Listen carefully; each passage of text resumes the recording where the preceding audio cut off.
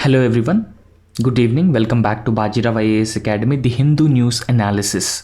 So today is 24th May 2024 and we have few very important articles for today's discussion. So one by one, let's try to discuss all those important articles. But before discussing them, let's try to solve yesterday given practice question. So the question was, blue water policy was devised by which of the following Portuguese governor? Now the correct answer for this question is option B, Francisco de Almeida. So he was the first Portuguese governor in India and he was the one who devised this blue water policy. So he was the governor in India from 1505 to 1509, right? So we all knew that Portuguese were the first one to come to India, right? So followed by the Dutch, English, Danish and French. So therefore Portuguese were the first to come to India and they were also last to leave India after India's independence.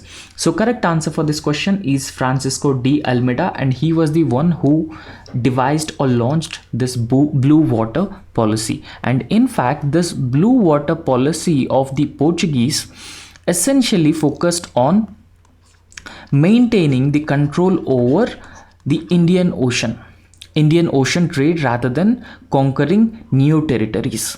So because they have prioritized trade with the Southeast Asia and India. So because of that reason, for a century they have controlled the entire Indian Ocean and Arabian Sea.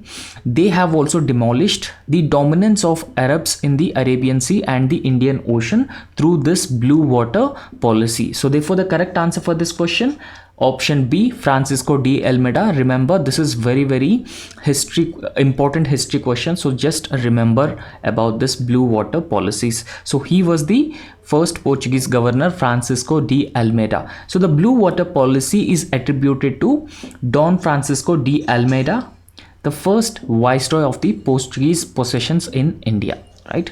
So he was the first viceroy or the governor of Portuguese possessions in India, and his blue water policy was to be powerful or to make Portuguese more powerful at the sea instead of building fortresses on Indian land, right? So I've already told you that why they wanted to control the Indian Ocean, Arabian Sea, because at that point of time the trade with India and Southeast Asia is highly profitable for them.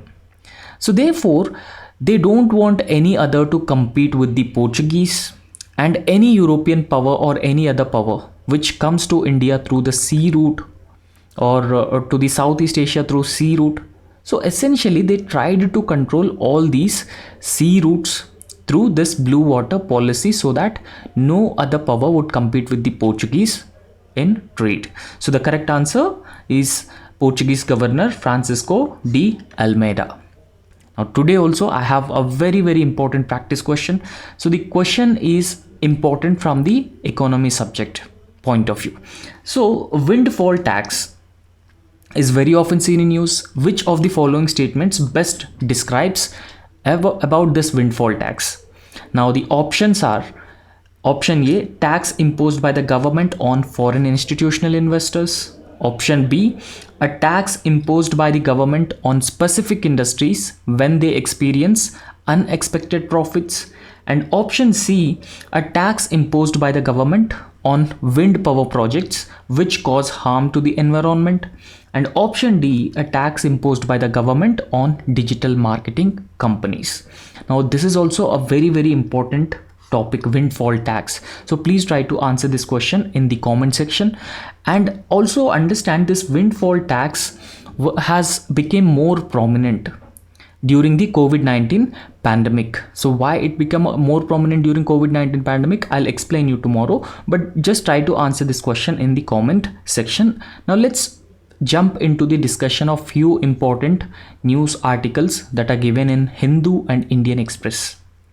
Now the first very important news article from Gender Studies paper 1 point of view, and at the same time Gender Studies paper 3 point of view of the UPSC is about the early warnings for cyclones.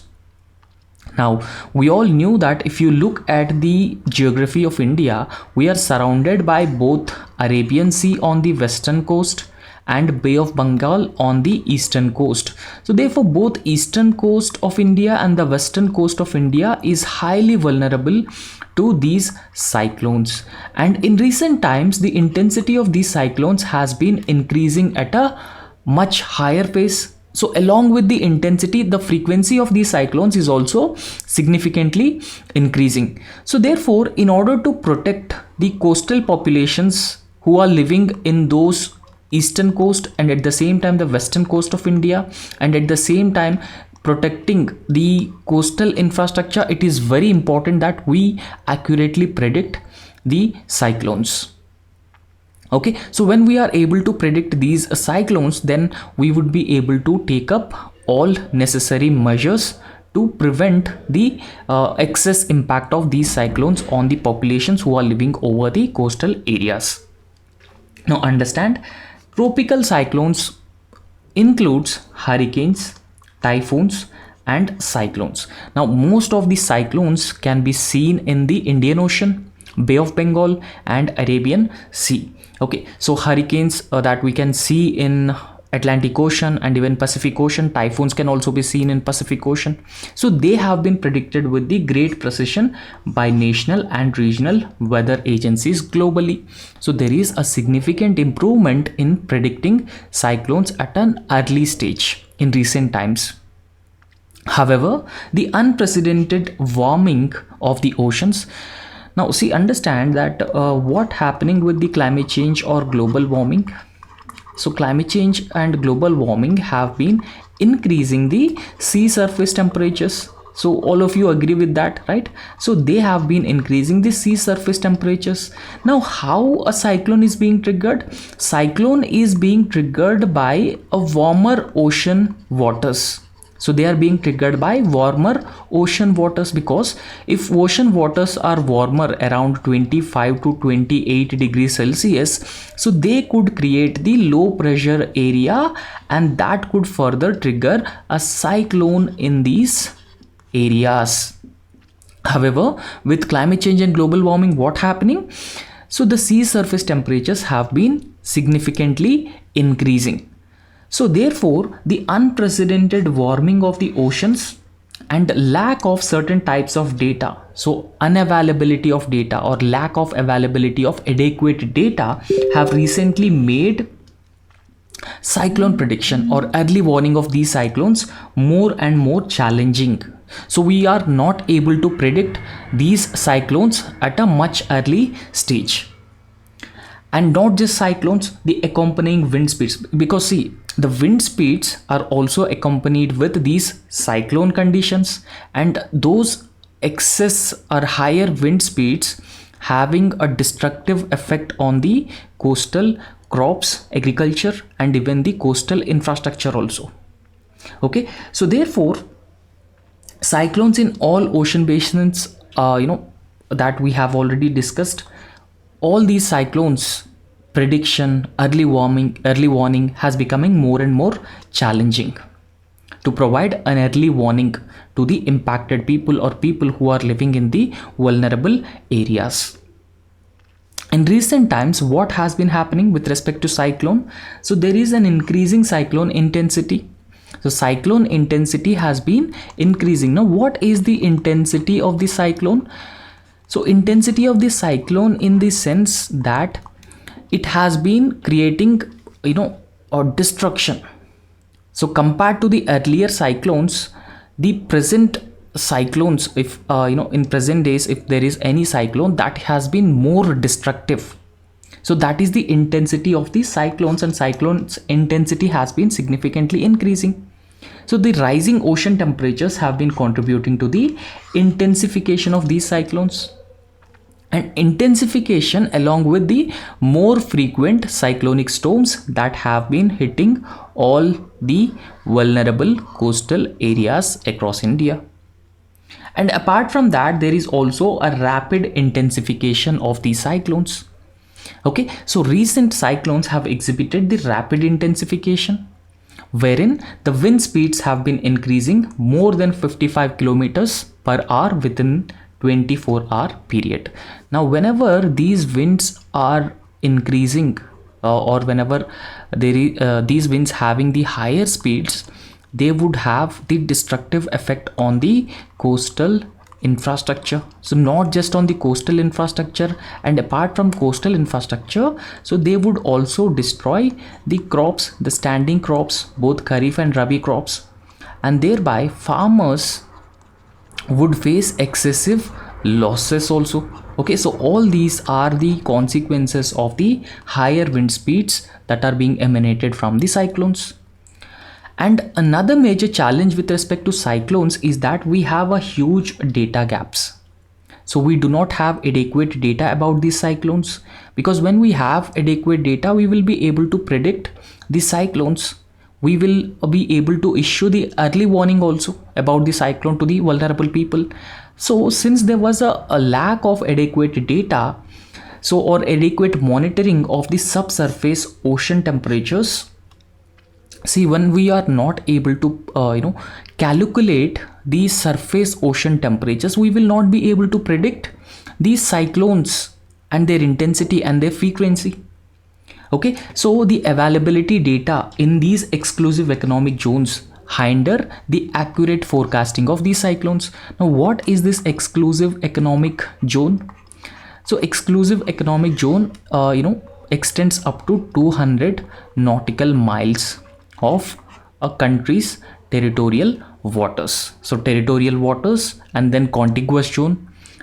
Okay, so contiguous zone up to 12 nautical miles, and from 12 nautical miles to 200 nautical miles there will be the exclusive economic zone. But we do not have adequate data about this exclusive economic zone ocean temperatures, and that is where we are finding it challenging to forecast these cyclones at an early stage, and also predict the intensity and frequency of these cyclones.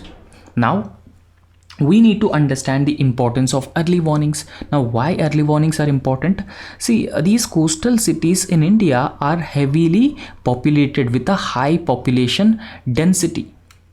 Now, when we are able to know about these cyclones, so when we have first-hand information about the origin of a cyclone and its intensity, then we will be able to alert the people who are living in these coastal areas, and not just alerting the people, but we can also prepare the administration to deal with the cyclone conditions, and also make sure that the destructive nature of the cyclone can be minimized through the early warning. So, for example, the people who are living in the vulnerable areas can be evacuated out of these vulnerable areas and shifted to the relief camp set up by the government. So that is how these early warning systems actually helpful in minimizing or reducing the impact of cyclones on vulnerable coastal communities. Now, what impact we can have with the improved early warning systems, or what are the benefits with the improved early warning system? Now, any disaster, we need to have advanced or improved early warning system. So when these early warning systems are in place, so we will be able to minimize the loss of lives. So everyone knew about that. Okay, so first advantage is we will be able to reduce the loss of life, and we would be able to minimize the losses caused by these cyclones to the property. Because see, so when we have the advanced information about these cyclones, then we can make the authorities are ready, the authorities are prepared to deal with the cyclone, and these authorities immediately swung into the action, and then they start evacuating the communities from the vulnerable areas. Okay, so this they bring those vulnerable people out, those people out of the vulnerable areas, and they will be shifted to the relief camps which are being organized by the authorities. Okay, so early warning actually improves the disaster preparedness of any area, and that would further reduces the casualties and damages caused by any disaster. And after that, the early warning systems would also enhance the resilience of an area to withstand these adverse disasters or adverse cyclones. So access to timely and accurate forecasts actually allows us to communicate better, prepare for cyclones, and improving the resilience to natural disasters.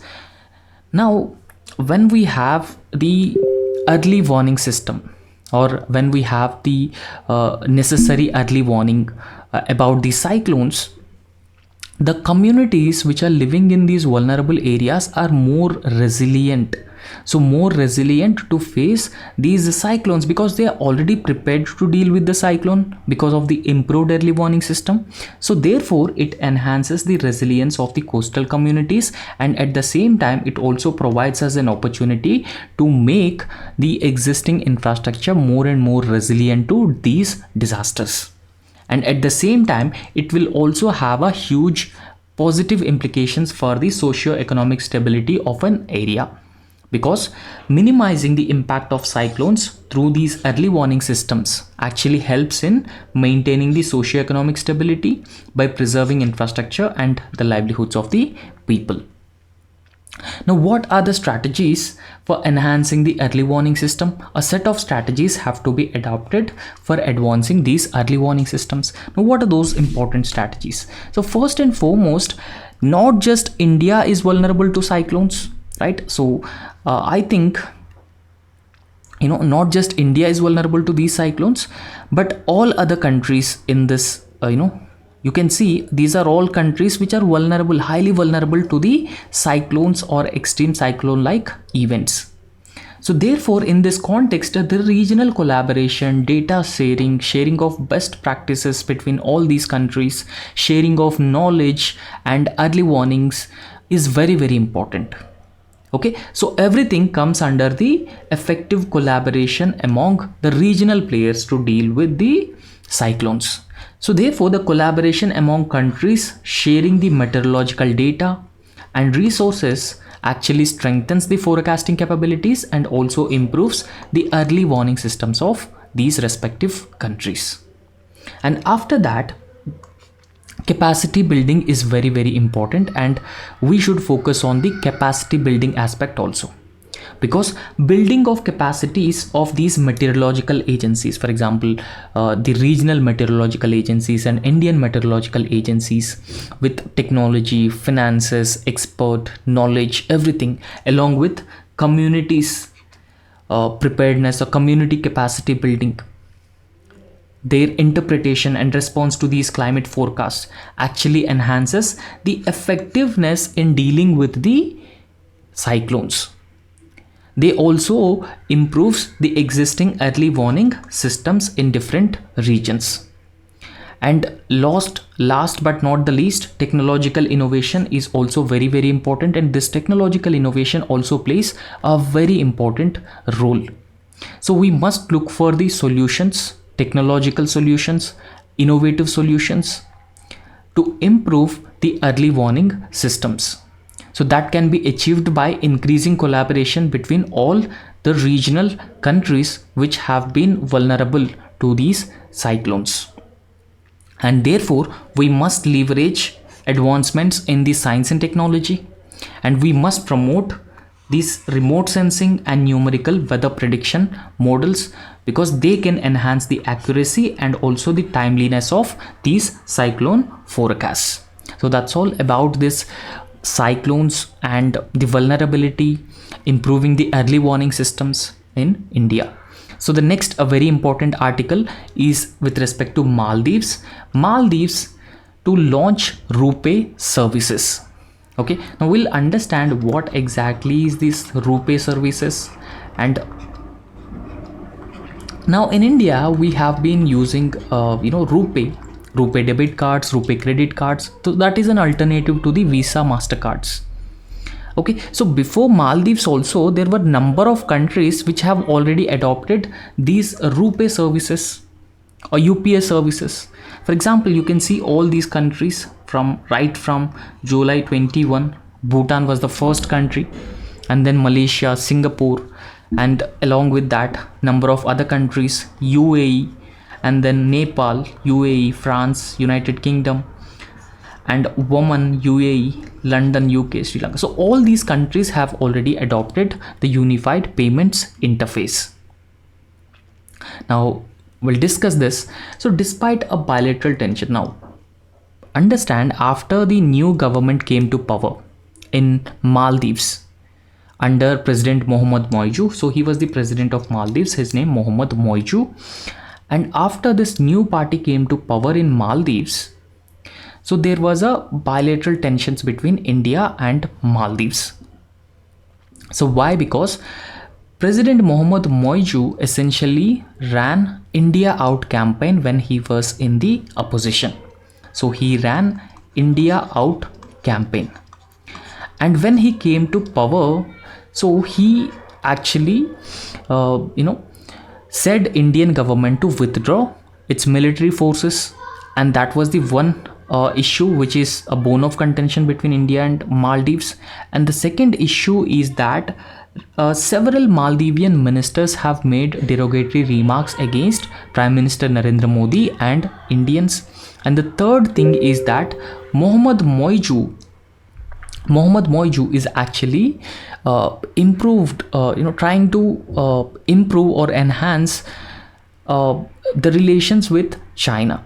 So Chinese influence is also significantly increasing after Mohamed Moiju came to power in Maldives.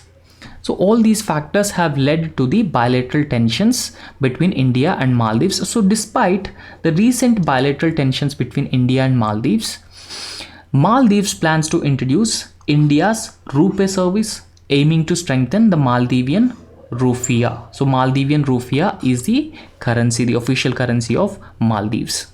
And in fact, Maldivian Minister of Economic Development, Trade, Mohammed Said, has highlighted that the significance of rupee in addressing the currency challenges that the Maldives has been facing and supporting the Maldivian economy through these rupee services from India. Now you can clearly see the location of Maldives.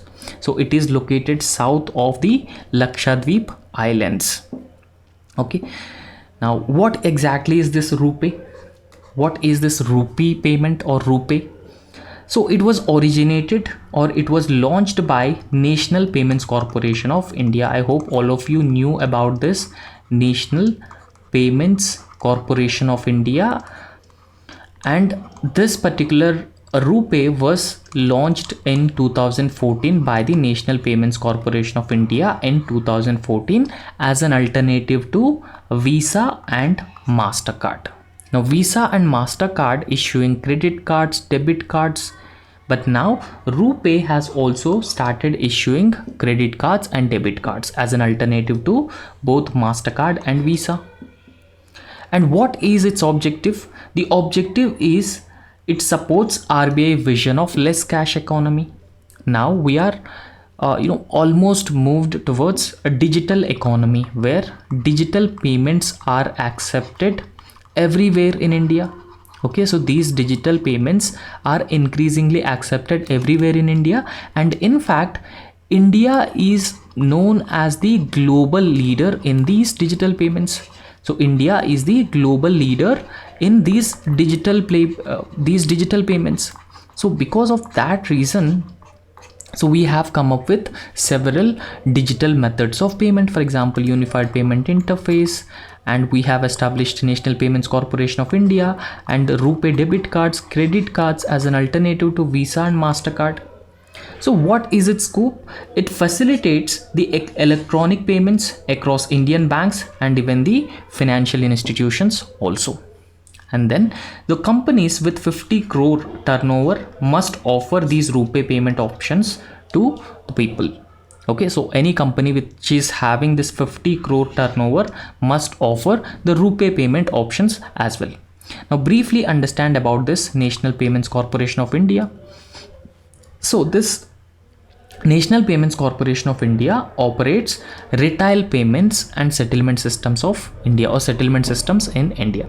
Now whenever you are making these retail payments, it comes under the purview of this National Payments Corporation of India, and in fact the unified payment interface is also run by this National Payments Corporation of India.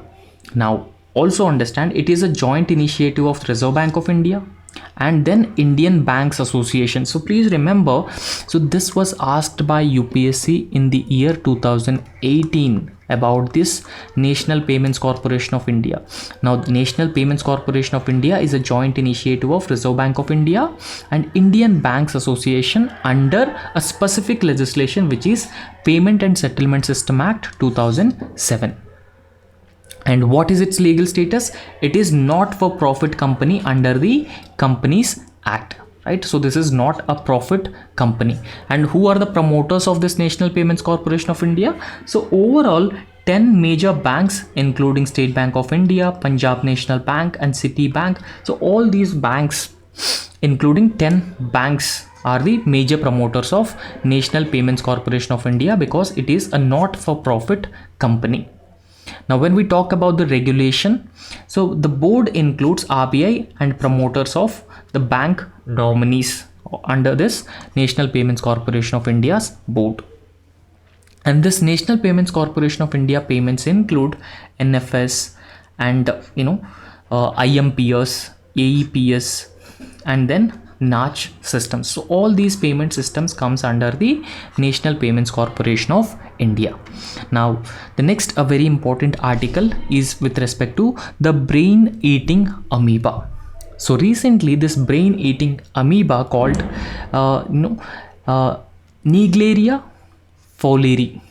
This is Naegleria fowleri. So it is also known as the brain eating amoeba. It is also in news because recently one death of a minor child was reported due to this particular brain eating amoeba. Now understand the context. A 5-year-old girl in Malappuram district of Kerala lost her life as she was afflicted by amoebic meningoencephalitis, which is a rare brain infection. So this amoebic meningoencephalitis is a rare brain disease. So that is being caused by Naegleria fowleri. Okay, so this is an amoeba. So the brain infection was caused by a free living amoeba, Naegleria fowleri. So that is found in the contaminated waters. So it is mostly found in the contaminated waters, and how it transmits, so we'll briefly understand about this. This Naegleria fowleri is often referred to as the brain eating amoeba. So this is very often called as the brain eating amoeba. Please understand, this is very, very important. You may get the question on this amoeba. Okay, so it is a species of genus of Naegleria. So it is a genus of Naegleria, and it is a free living microorganism that primarily feeds on the bacteria which is living in the contaminated waters. And in fact, this Naegleria fowleri can become pathogenic to human beings. It can cause death among human beings also. So because it can cause extremely rare, sudden, severe and usually fatal brain infection. So the fatal brain infection is known as Naegleriasis or primary amoebic meningoencephalitis. Okay, so these are the infections or the diseases caused by the Naegleria fowleri amoeba.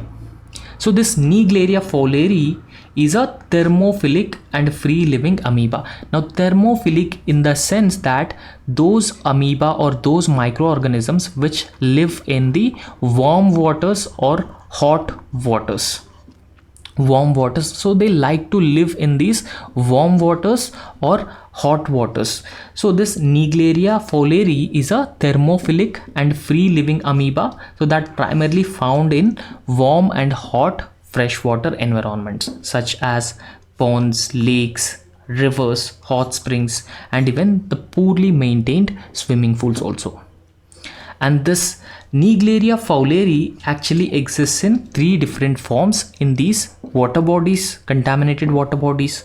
So those forms include cyst and trophozoite and then biflagellate. So these are the three different forms which basically exist in the contaminated waters. So therefore, the most common way of being infected by this particular type of amoeba happens when infected water goes into your nose. So whenever you are swimming in this contaminated waters, so which are actually having this particular Naegleria, you know, so when the water, this is being infected by the type of amoeba happens when it is being infected, water goes into your nose, and from there the amoeba goes to your brain also. So infection with this Naegleria actually causes the primary amoebic meningoencephalitis. Okay, so meningoencephalitis, so which causes the inflammation in the brain and destruction of the brain tissues as well. That would ultimately lead to the death of the people who are infected with this particular amoeba. So the symptoms of amoebic meningoencephalitis includes fever, nausea, vomiting, seizures, altered mental state, sleeplessness, drowsiness, loss of balance, severe and sudden headache, stiff neck, photophobia, sensitivity to light, and hallucinations. So all these are the symptoms, but this is not that much important. You just remember this Naegleria fowleri bacteria and how it infects the human beings. The next very important article is with respect to the La Nina. Okay, so what is La Nina, which is expected to set later this year, and how it could impact the global weather patterns? That is what we will understand. Now first understand what exactly is this El Nino and La Nina, right? So El Nino and La Nina. So you very often come across these two terms, both El Nino and La Nina, right? Now, so this is Pacific Ocean. Pacific Ocean is divided into the Eastern Pacific Ocean and the Western Pacific Ocean. Okay, so clear, Eastern Pacific Ocean and Western Pacific Ocean. So during the normal years, what happens is that the Western Pacific Ocean would be warmer compared to the Eastern Pacific Ocean. So therefore Eastern Pacific Ocean would be colder and the Western Pacific Ocean would be warmer. So this is the normal year condition. Now this warmer Western Pacific Ocean actually augments or further intensifies the Indian monsoon. Okay, so it is very clear. So this is the condition in the normal year. But during El Nino year, what happens is, so it completely reverse. Okay, normal year there will be a colder waters in the Eastern Pacific Ocean, but during the El Nino year the Eastern Pacific Ocean would become much more warmer. That you can see how the warmer waters are shifted towards the Eastern Pacific Ocean, and now the Western Pacific Ocean would become much more colder compared to the Eastern Pacific Ocean. So this actually results in intensified drought-like conditions in Australia, Indonesia, and in fact India would also experience deficit monsoon during the El Nino year. So I hope it is very, very clear for all of you. Now the La Nina is completely different from the El Nino year. Complete opposite of El Nino is La Nina. Now understand, there is no doubt that during normal times the Western Pacific Ocean would be warmer, normal years, right? Western Pacific Oceans would be warmer and the Eastern Pacific Oceans would be colder. But during the La Nina year, the Western Pacific Ocean would become much more warmer than the average temperatures. Okay, so higher than the normal the temperatures of the Western Pacific Ocean are actually higher than the average temperatures in this particular region. So therefore a flood-like condition can be experienced in Australia, Indonesia, and even India would see the surplus monsoon during the surplus monsoon during the La Nina year, and very often the surplus monsoon also leads to the flood like conditions in India. So I hope it is very clear for all of you what constitutes El Nino and what constitutes the La Nina. Now, why it is in news?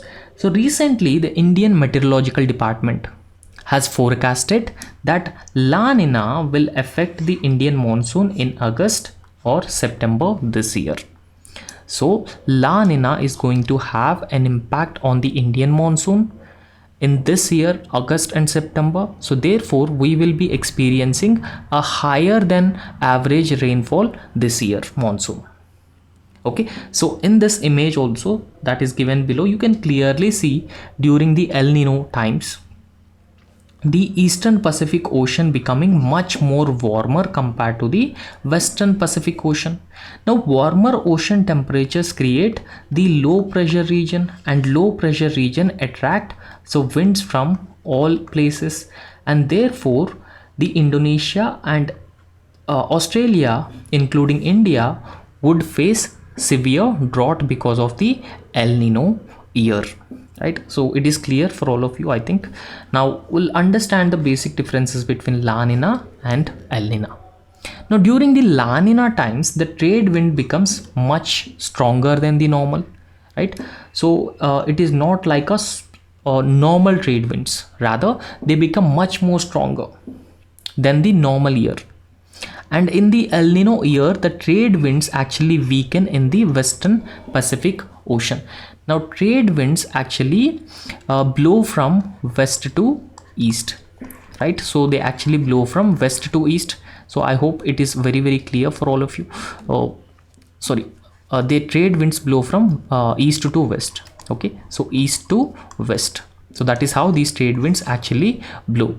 Now when these trade winds blow from east to west, so they become much more stronger, and that creates a flood like condition in Indonesia, Australia and India. But on the other hand, since these trade winds they flow from east to west, these trade winds weaken in the western Pacific Ocean during the El Nino times.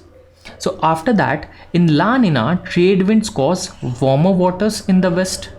Okay, so the western Pacific Ocean would be much more warmer compared to the eastern Pacific Ocean during the La Nina times. But on the other hand, during El Nino, the trade winds cause warmer waters in the eastern Pacific Ocean.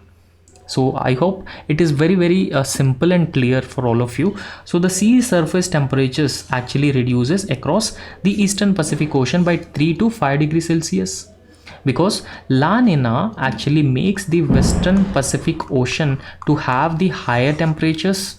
So therefore on the eastern Pacific Ocean the temperatures would be reduced to 3 to 5 degrees Celsius. But on the other hand, with respect to El Nino, completely reverse. Now the eastern Pacific Ocean temperatures would increase by 6 to 8 degrees Celsius. And apart from that, the La Nina events occur half of the amount of time El Nino events do. For example, El Nino events occurred for consecutive years, and La Nina events occur just 2 times only.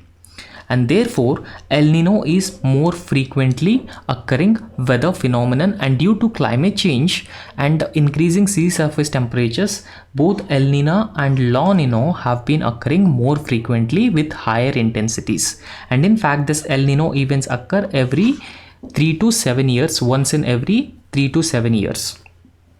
And in fact, the La Nina results in enhanced upwelling of nutrient-rich waters and increasing fish populations along the South American coast, because the cold waters reaches the dense cold waters actually reaches the South American coast, and that will result in upwelling of the nutrients. So excess fish catch generally takes place. However, there will be a reduced upwelling of deep nutrient rich water, so that will lead to the reduction in fish populations along the South American coast. Now we'll briefly understand La Nina's impact on India, both positive impact as well as the negative impact. Now when we talk about this positive impact, so La Nina generally augments the Indian Ocean, so therefore we can experience surplus rainfall or surplus monsoon during the La Nina years. So it will generally leads to the above average monsoon rainfall in India.